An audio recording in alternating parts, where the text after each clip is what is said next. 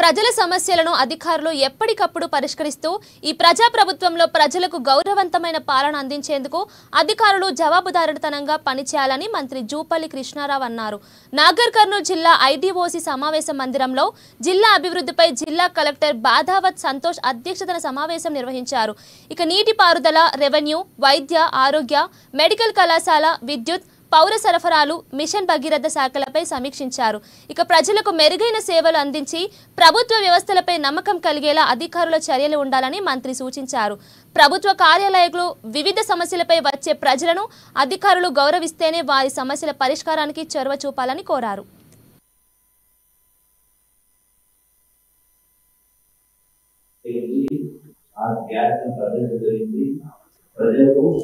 ఒక నమ్మకంతో విశ్వాసంతో రావాలి ఆ స్వచ్ఛమైన పరిపాలన నమ్మకంతో అవకాశం